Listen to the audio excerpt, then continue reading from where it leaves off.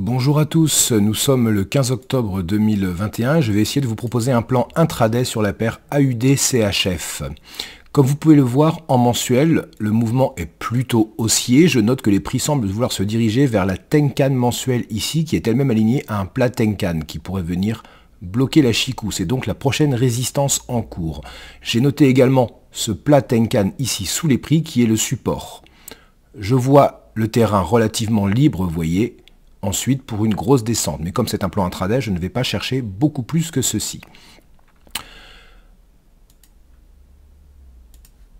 En hebdomadaire, on voit que les prix se situent dans un range et sont en plein dans la zone d'équilibre. Donc nous aurons évidemment de très nombreux supports résistances à regarder.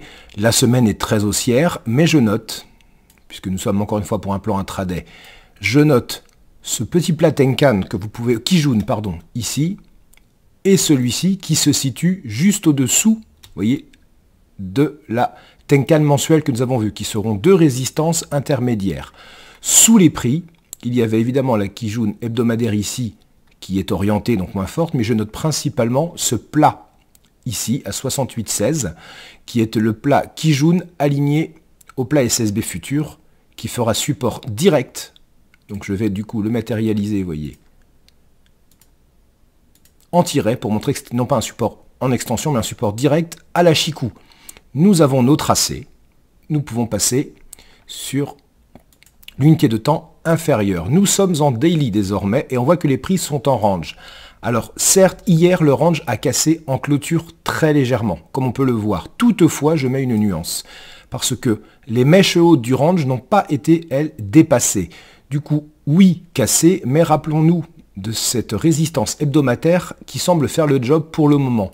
Donc, à voir un petit peu ce qu'il en est. Nous avons quand même un cluster de support en dessous et la Tenkan bien en dessous. J'ai rajouté, vous pouvez le voir ici, cette SSB pour Chikou, qui pourrait éventuellement faire support.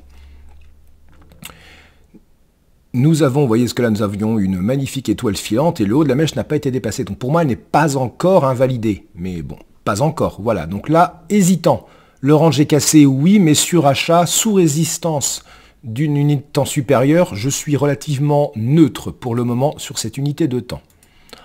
En 4 heures, ce que l'on peut voir, c'est qu'effectivement, le Kumo est orienté à la hausse, nous sommes en tendance haussière, mais on voit que la fameuse résistance hebdomadaire évoquée ici, la première, vous voyez, a déjà repoussé les prix hier à 14 heures, sur la bougie de 14 heures, enfin pardon, pas hier, mardi sur la bougie de 14 heures, les prix sont revenus sur la Kijun, sont revenus tester cette résistance hier à 14 heures, et puis hier sur la bougie de minuit, avec un avalement baissier, et là, les prix sont encore en train de la tester. On devine bien que un point haut, un point bas, on va certainement retrouver un range dans une unité de temps inférieure, et c'est précisément ce que l'on retrouve, vous le voyez, en H1. Le range H1 ici, et on voit que les prix sont très hésitants sous cette résistance hebdomadaire que je montre, très importante.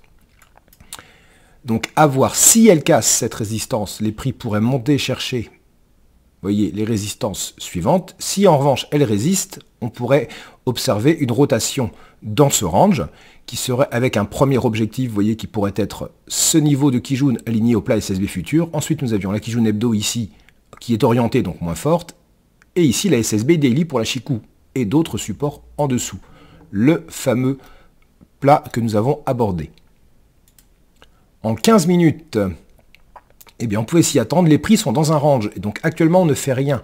Soit on va attendre qu'il serait... Et on voit parfaitement, vous voyez, ce niveau qui est très travaillé et qui a repoussé les prix là sur la bougie de 7h15, 7h30 pile. Et là, les prix sont dedans. Donc, on va surveiller la cassure de ce range M15. Par le haut, il reviendrait à la cassure du support, de la résistance hebdo. Par le bas, il pourrait valider la rotation dans le range H1. Et en M5, on retrouve un range totalement similaire. Donc, le plan est très simple. On va surveiller la cassure de ce range avec... Si on part par le bas, on pourra vendre en visant, par exemple, la SSB Daily pour la Chikou. Voilà, avec la Kijun H4, pourquoi pas en objectif final. Mais on surveillera évidemment au niveau du contact de la Kijun H1, on pourra sécuriser le trade. Ce sera le premier gros support que les prix devront rencontrer. Ça, ce serait le plan short. Si le range casse par la hausse, on pourrait valider un plan long avec en objectif la Tenkan mensuelle, mais on surveillera bien évidemment, vous voyez, je vais le faire en 2 temps, on surveillera bien évidemment cette résistance hebdo que nous avons évoquée au début. Voilà, et vous voyez en H1, le bas du range se situant en dessous de la Kijun, je n'irai pas chercher beaucoup plus loin que celle-ci. Voilà tout simplement le plan. On va surveiller la cassure de ce range M5, qui est également un range M15 d'ailleurs, et on tradera dans le sens qui nous sera indiqué. Voilà, très bonne journée, au revoir.